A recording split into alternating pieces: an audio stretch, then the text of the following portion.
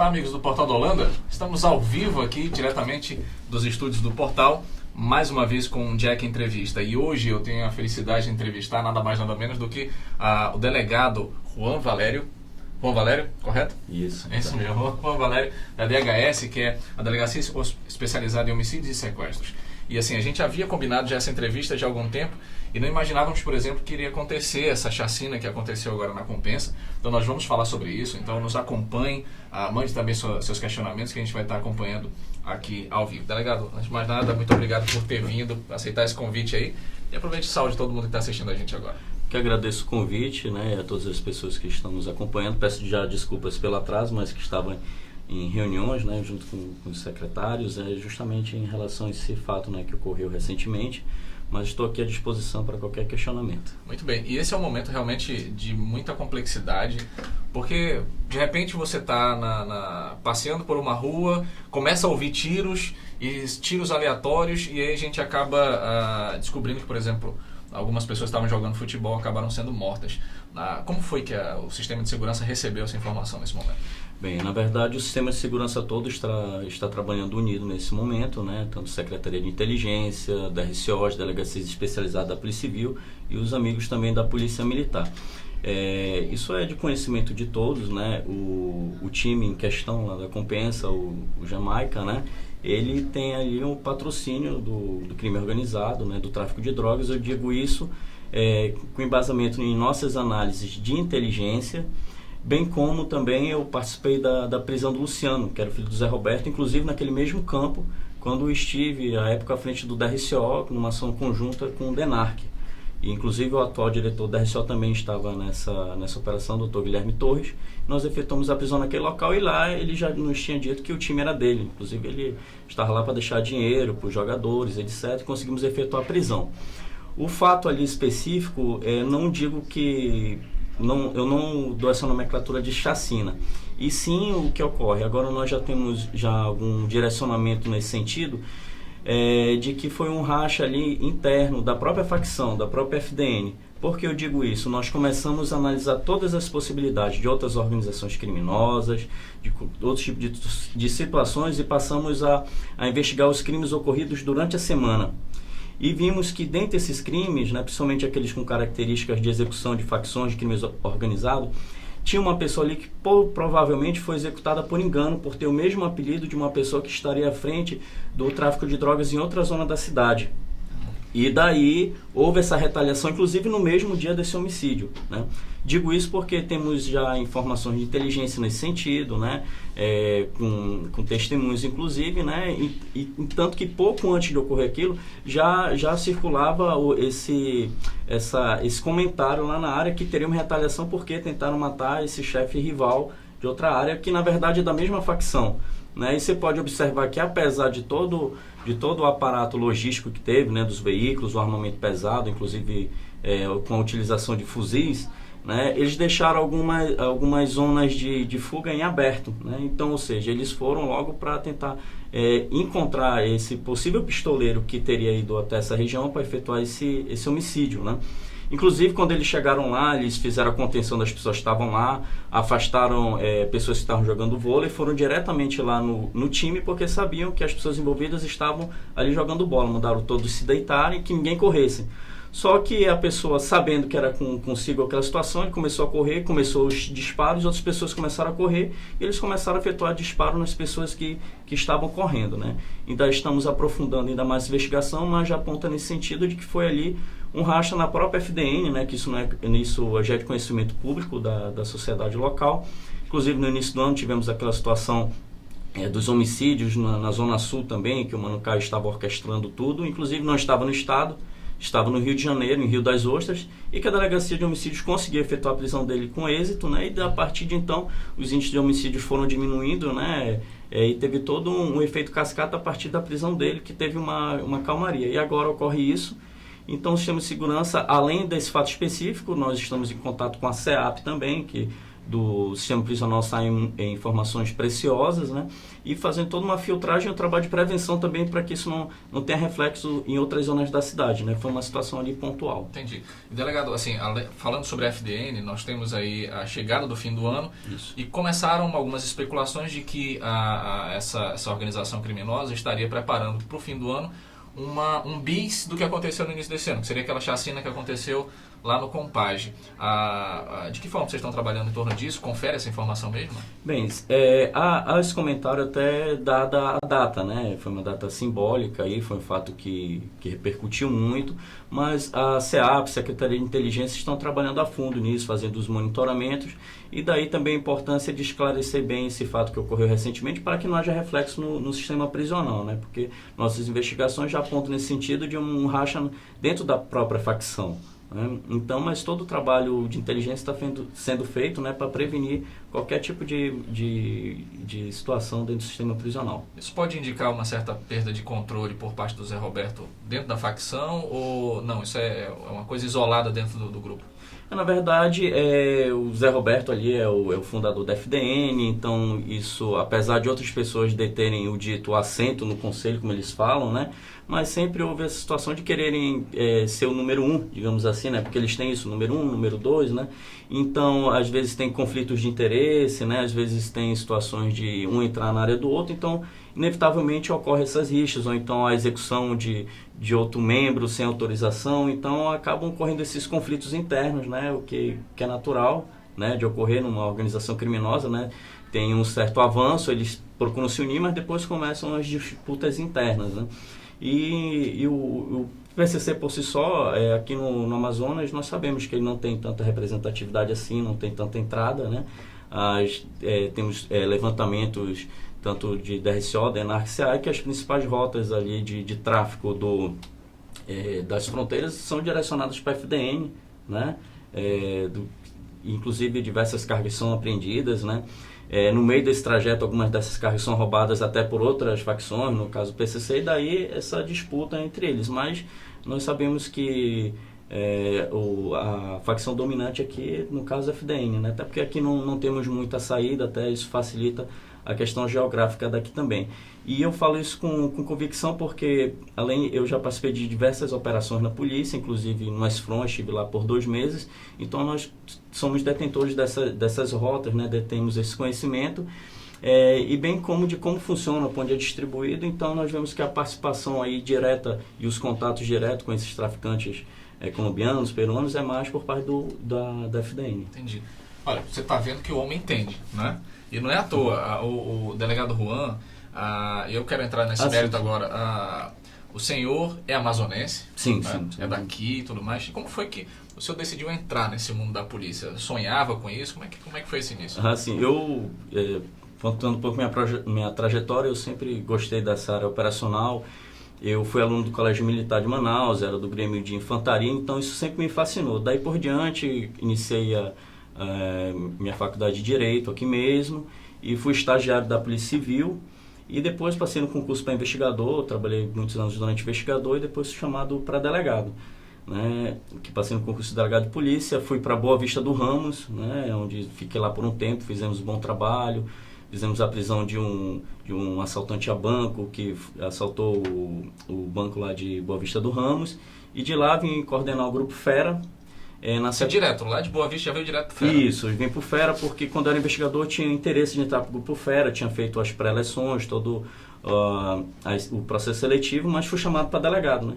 Então veio a indicação dos próprios colegas do Grupo Fera, né, para coordenar o grupo, né? Então isso foi aceito à época pelo delegado geral, com a anuência dos colegas do Grupo Fera, né, que tem essa união muito grande, e daí fui para o DRCO e para o DRCO para a Delegacia de Homicídios, né? E durante esse período eu fiz um curso de operações especiais na Polícia Civil do Rio de Janeiro, na CORE, Coordenadoria de Recursos Especiais, né? Então eu sou cursado em operações especiais, né?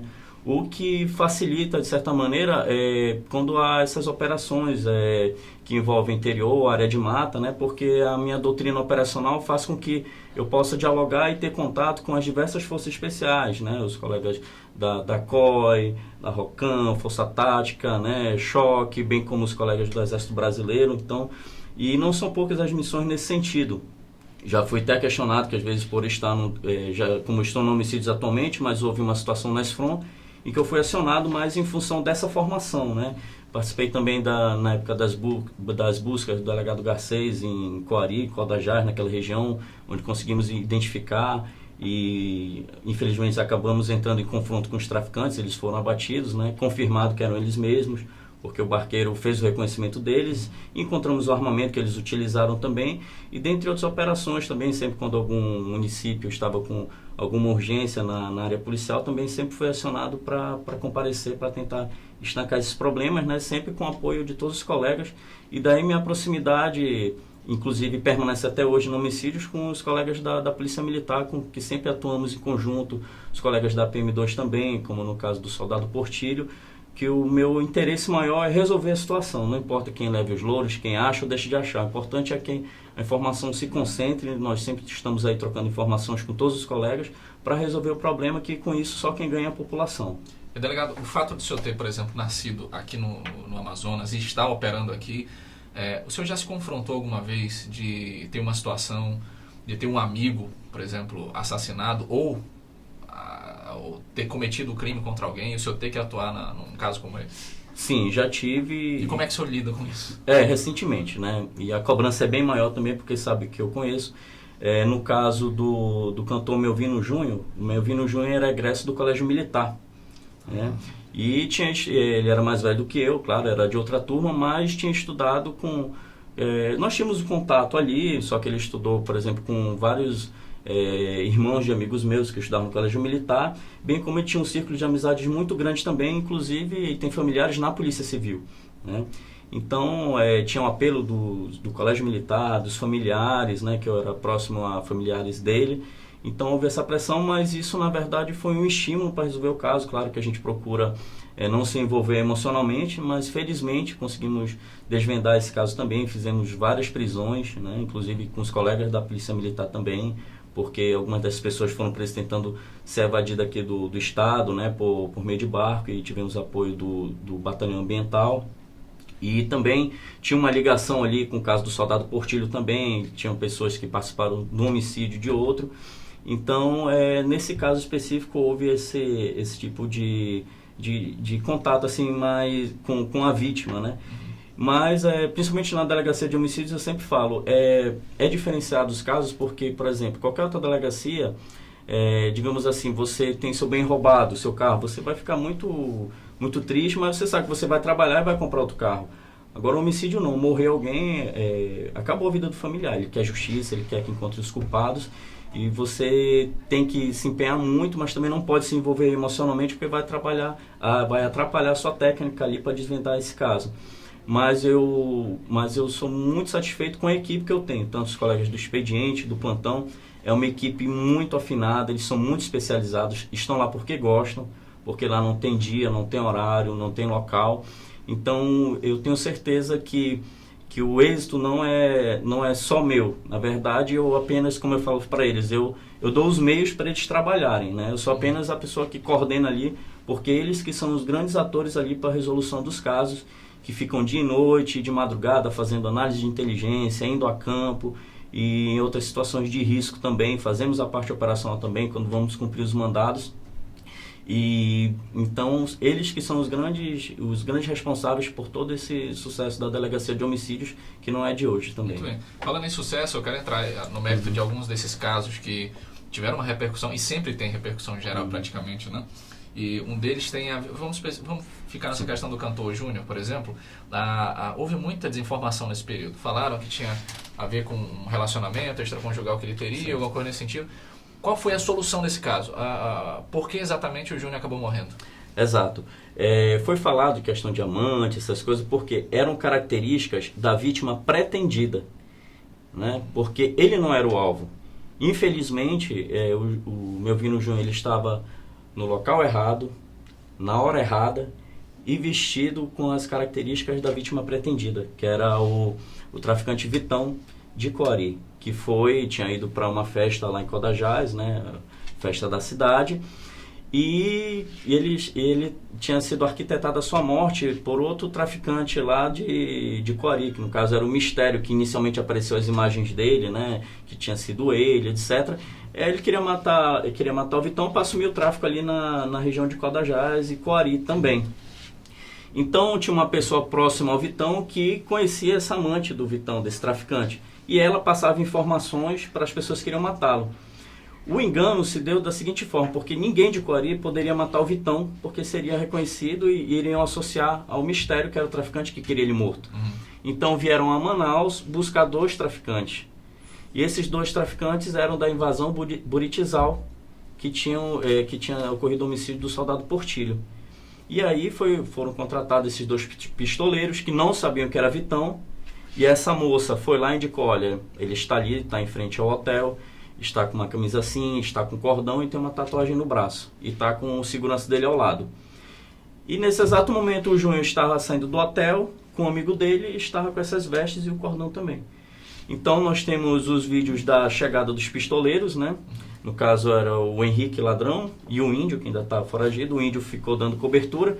E caso o Henrique precisasse de apoio, o Índio entraria em cena, né? Então ficou dando apoio para ele e ele vai, sem dúvida nenhuma, né, ver as características, né, parecidas com a vítima pretendida e efetuou os disparos. Né? Entendi. Ele chegou a dizer que ele descarregou o 38? Não? Sim, descarregou. Ele foi para executar mesmo, tanto que a pessoa que estava ao lado do Júnior também sofreu tiros, né, porque ele achava que era o segurança, e nós temos toda a análise de inteligência nesse sentido, né? Na época eu não costumo fazer isso, mas eu chamei a família até para explicar toda a investigação com calma, mostrando os detalhes de inteligência, as provas, para que de fato eles entendessem ali que ele foi uma vítima ali que não era a vítima pretendida, né? Foi um infortúnio que ocorreu com ele, e aí eles entenderam, compreenderam. Claro que todos ficaram chocados e tristes, né? Porque ele não tinha nada a ver, uma pessoa trabalhadora, honesta, uma pessoa muito amiga, sempre alegre, né? Deixou aí seus fãs, seus amigos, né? Mas todos compreenderam, mas inicialmente restou essa dúvida, né? Mas como uma pessoa que participou de um homicídio de repercussão participou de outro, né? Mas nós explicamos toda a situação. Inclusive um dos pistoleiros estava fugindo para Coari para ficar foragido lá, porque ele teria o apoio da facção de lá, né? Mas aí nós interceptamos ele antes e conseguimos pegá-lo, né? Então foi toda essa situação. O Júnior estava trabalhando em Coari, era dentista lá, então por isso ele foi até essa festa. Puxa vida. E vamos entrar num outro que foi um recente também, que é o caso do maquiador. Ele acabou, enfim, ele estava lá no trabalho dele, entra 2 figuras, um homem senta, se prepara para ter o cabelo cortado, aguarda alguns instantes e dispara, também descarrega praticamente no cabeleireiro. Ficou aquela, mas por quê, né? O que levaria alguém com tanta fúria a matar um cabeleireiro? Quais foram as conclusões que vocês chegaram? Bem, a ordem partiu do sistema prisional de um traficante, né? Esse traficante, por coincidência, ele estava preso por um homicídio da irmã do maquiador, ocorrido há anos atrás. E à época o maquiador estava junto com a irmã, mas sobreviveu, né? E daí ficou toda aquela situação, não, foi queima de arquivo e tal. Nós não temos como afirmar isso, até porque o próprio traficante, ele nega, claro, né, ele se tira da cena. E também esse processo em relação à irmã do maquiador, ele corre em segredo de justiça, né? Se a justiça entender que deva quebrar esse sigilo achando que há algo interessante para a resolução do caso ou para a dosimetria de pena, né? No caso, homicídio aí por motivo torpe, qualquer que seja, eles vão quebrar esse sigilo e nós vamos investigar. Mas todas as provas que nós coletamos ligam a esse traficante de sistema prisional como mandante. Isso não tem a menor sombra de dúvida, porque um próprio companheiro de cela que fez um contato com uma pessoa que indicou aquela moça que entrou junto com ele no salão de beleza, que iria dar cobertura, que teria o atendimento, né? E o pistoleiro, quem o contactou foi o traficante, contactou um traficante da área chamado Macaquinho, né? Macaco, que entrou em contato com o Diego Olhão ou Coqueirinho, né? E ele falou, olha, o chefe mandou a gente ir em tal local para matar o cara. E aí eles não receberam nada por isso, foi apenas uma determinação do seu patrão, como eles falam, né? Então, o Coqueirinho e essa moça se encontraram no dia, um carro foi levá-los até o local, e o Macaquinho ficou de moto aguardando lá fora para dar fuga pro pistoleiro. Eles entraram, não tinham o agendamento deles, né? Tanto que a recepcionista agiu de maneira correta do salão. Ela disse, olha, não posso fazer atendimento. No entanto, veio o maquiador, né? E ela falou, olha, disse que te conhece, quer atendimento contigo. Ele foi, não. Ele autorizou a entrada. Né? Não houve uma falha de segurança ali por parte do salão. Pelo contrário, o próprio profissional falou, não, eu vou atender. Mas ele realmente conhecia ela? Ou não conhecia, né? Ele quis atender, né? E aí foi liberada a entrada e o rapaz entrou, né? O executor. E aí foi o que ocorreu, né? Ele foi lá e o executou, e na saída a moto já estava esperando, como eu veiculei as imagens. Ele sobe na garupa e sai com o macaquinho. O macaquinho foi preso também, né? Nós prendemos recentemente, era o único que faltava. E o Diego estava foragido numa comunidade ali no Careiro Castanho. Estava isolado. Nós ficamos mantendo tudo em sigilo, prendemos primeiro a moça, né? Foi a primeira a ser presa. E aí nós divulgamos à imprensa a foto do Diego, e em questão de 10 minutos essa comunidade, nós já sabíamos que ele estava numa comunidade no Careiro, só que não sabíamos em qual. E aí nós utilizamos essa estratégia, né? Divulgamos a foto, em 10 minutos ligaram da comunidade, e aí nós montamos a equipe juntamente na época com a Polinter e o delegado do Careiro da Várzea, né? Montamos a equipe e fomos para lá com a Deflu. Chegamos à comunidade, fechamos todo o perímetro, né? Tanto das casas e de mata. Ele estava na casa de uma tia dele, né? Ficava num alto de um morro. Ele inclusive viu quando nós chegamos, ele ainda fugiu. Mas nós fechamos todos o perímetro, fizemos a varredura, né? Daí esse conhecimento operacional que é bom, né? Nós fizemos toda a varredura, fiquei coordenando, e aí encontramos ele numa outra casa, ainda fez uma criança da casa de refém. Ele pegou a criança no colo, né? E disse, olha, não se aproxima, com uma faca. A gente negociou com ele, olha, vai só te prender, ninguém vai fazer nada e tal. Ele foi, se entregou e falou que realmente quem entrou em contato com ele foi um traficante da área, que era um macaquinho, e que era amando desse pistoleiro da cadeia. E todos os que estão presos já tem mais um mandado de prisão agora por esse outro homicídio, foram ouvidos na delegacia de homicídios, né? Ele nega o mandante, né? Mas os outros não, eles falam tudo como foi a trama. Por isso que foi desvendado tanto o mandante, os autores, né? Todas as pessoas que participaram, e a motivação em si, ela claro, é importante para dosar a pena, ver qual a intenção ali do agente, mas não é essencial ali para o desnível do caso, até porque já foi resolvido e todos estão presos, né? Mas se a justiça entender que haja algum interesse nesse processo da irmã, eles certamente quebrarão o segredo de justiça. Entendi. E assim, delegado, a gente percebe que boa parte dos homicídios que acontecem no Estado, eles têm a ver com essa questão do tráfico de drogas. Exato. Né? Essa informação está correta? Existiria, então, alguma solução para diminuir essa questão dos homicídios? E eu vou adicionar mais uma pergunta aí, na verdade. A maioria das pessoas que morrem, elas estão envolvidas com o tráfico, ou a gente tem mais morte inocente? Não, a maioria, grande maioria, características de execução, chega em moto, piloto, garupa, então não, fulano chegou a pé, chegaram no carro, sempre execução com características de crime organizado, né, e facções criminosas. E essas pessoas são envolvidas direta ou indiretamente com o tráfico, né, seja pequenos traficantes que ficam devendo, né, ou usuários de droga, ou pistoleiros, né? São os pistoleiros que são contratados para matar alguém para fazer alguma cobrança, e aí a facção do outro lado vem com revide para matar o pistoleiro, né? Então, sempre, eu digo, chegou a arriscar um número de 80%, 90%, sempre é nesse sentido, né? O restante, felizmente, às vezes tem os efeitos colaterais dessas execuções, né? Alguma pessoa inocente no momento acaba sendo morta, né? E os crimes passionais, que isso não tem como nós evitarmos, né? Isso sempre ocorre, né? Mas não com tanta frequência como esses de crime organizado. Você pode chegar lá no homicídios, todos são assim, ou foram torturados, foram amarrados e despejados, foram encontrados mortos. Sempre há ligação ali com o tráfico de drogas, né? E assim, e são jovens, né? Hoje em dia tem essa cultura de ostentação, né? Principalmente a gente vê nos Facebooks, redes sociais, né? Eles achando muito legal, postando com arma e mostrando suas tatuagens, e que roubou, e que trafica, não sei o quê, para ter de certa forma ali um certo status ali no meio em que ele vive. E ele acaba enveredando para esse caminho aí das drogas, né? E acaba morrendo cedo. E como eu sempre falo, né, na linguagem aqui nossa, né, que sou aqui do Amazonas, eles são bando de leso. Por que eu digo isso? Porque eles ficam morrendo e ganhando dinheiro para os chefões do tráfico, que já são pessoas pessoas aí de idade, já estão 40, 50 anos, que estão numa boa, usufruindo aí o dinheiro que eles ficam morrendo para conseguir nas ruas. Alguns estão em presídio federal, mas um dia vão ser soltos, as suas famílias estão muito bem, e eles continuam morrendo em nome dessas pessoas aí, né? Eles não tem nenhum ganho, porque eles ganham muito pouco, o que ganham uso para consumir drogas, ou depois para pagar advogado para efetivar sua defesa, né? Não tem ganho nenhum, e no final das contas seus pais, seus familiares são pessoas humildes, que tem que ficar trabalhando aí, levando às vezes comida para eles na delegacia, quando eles ficam presos temporariamente, né? Ou atrás de advogados aí para tentar fazer sua defesa, né? Infelizmente é isso que ocorre. Muito bom. Você falou sobre do bando de leso, né? O senhor também é conhecido por ter virado um meme quando chamou a bandidagem de Manaus de arrombados, né? E isso é muito nosso, é uma linguagem muito nossa. E que foi assim, muito bem recebido nas redes sociais e tal. E de fato é isso, a gente percebe que essa meninada, por exemplo, tem se perdido por muito pouco, né? Exato. Aquela coisa da emoção, de querer ostentar, como o senhor está colocando, e a gente vai perdendo aí toda uma geração. E eu quero perguntar agora do especialista, da pessoa que vive isso todos os dias, que já viu diversos casos, já viu pessoas matando e matando de novo, né? Não sei se já apareceu alguém que já se arrependeu, que foi para outros caminhos.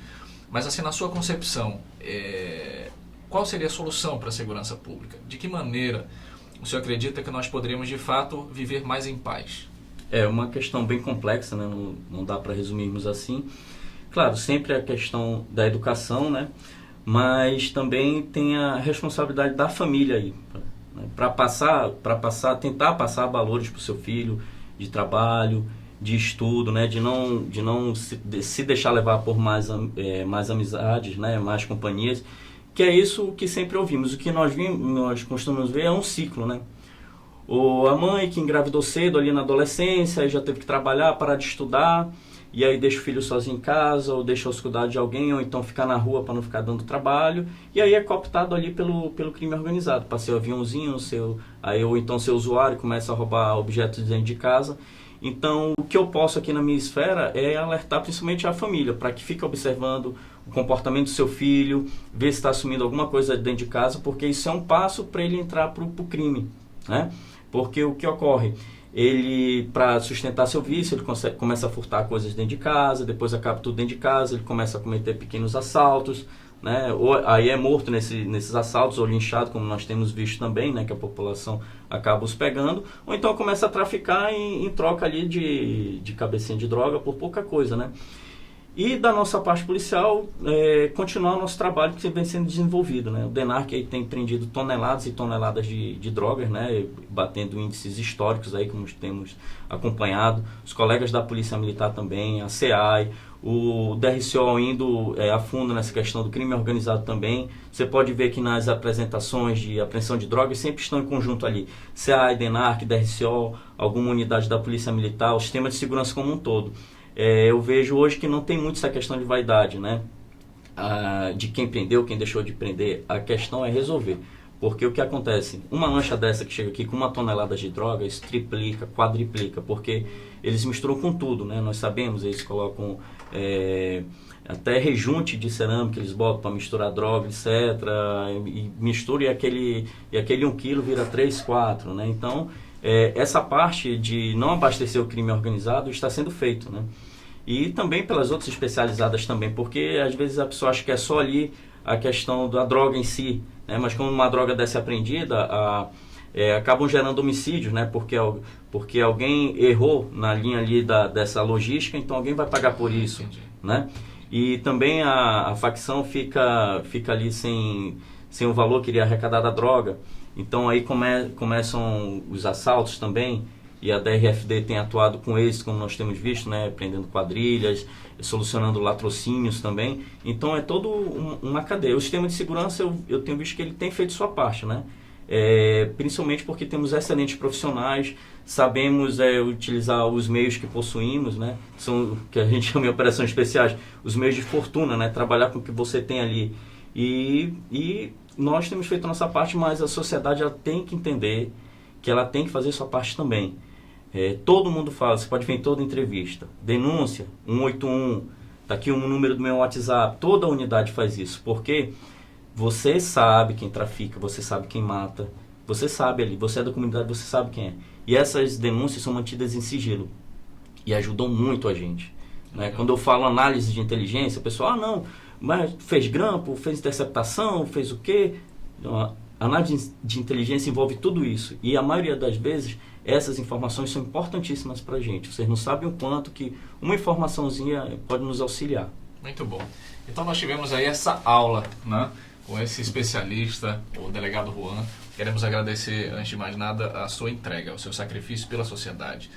Eu sei que não é fácil deixar a família em casa. O senhor mesmo se priva, por exemplo, até de Facebook, não tem Facebook, não, até para garantir sua segurança. Dos familiares, na verdade. Familiares, enfim. E a gente percebe assim, a sua força de vontade de solucionar as coisas, de ir para o mato, de ir para lugares distantes, de fazer até mais do que sua obrigação. Então, eu me sinto na obrigação de, como sociedade, agradecer ao Senhor por essa entrega e agradecer a sua família também, que está assistindo aqui. Obrigado por nos emprestar ele para cuidar da gente com tanto zelo. E a gente vai se despedir agora, aproveita para se despedir, e daqui a pouquinho a gente está transmitindo ao vivo a chegada do Bolsonaro. Opa. Eu só tenho a agradecer ao convite inicialmente, e eu, sim, trabalho pela sociedade, é minha cidade, é meus amigos, meus familiares, os bairros que conheço desde criança, que eu transitava, que eram tranquilos, e hoje a gente vê essa questão da criminalidade. Mas principalmente eu agradeço a minha instituição, né, que toda a minha formação é na Polícia Civil, desde estagiário a delegado. E tudo que eu tenho, ou pouco que eu tenho, eu devo à Polícia Civil. Meus sonhos realizados são em relação ao sistema de segurança e à Polícia Civil, e eu procuro me doar ao máximo e dar condições de trabalho para as pessoas que estão comigo e confiam em mim. Porque são esses que estão ali também ao meu lado, estão dia e noite empenhados, os investigadores, escrivães, até estagiários também, os administrativos, os colegas da limpeza, todos, né, o pessoal da agência de transporte, todos ali sempre procurando dar condições de trabalho para a gente que está na ponta. Só tenho a agradecer, e agradecer a população que continue confiando no nosso trabalho, né, e às vezes me desculpar que às vezes eu sou um pouco espontâneo mesmo, mas é que eu procuro não falar muito tecnicamente para que a população entenda, que tome um choque de realidade, né? Eu, às vezes eu uso palavras mais usuais do dia a dia, mas que entendam mesmo e que possam sempre nos auxiliar. Então, a gente se sente extremamente representado quando o senhor enfrenta dessa maneira aí, certo? Então queremos agradecer a você, continue conosco, hoje o dia tá cheio de muitas atividades, ok? E espero você amanhã para a segunda edição do Batalha na Web, que é o nosso programa de batalha de conhecimentos gerais. Amanhã nós vamos ter Coroado versus Armando Mendes, ok? Vamos ver quem é que leva essa competição de perguntas e respostas. Um forte abraço e até a próxima.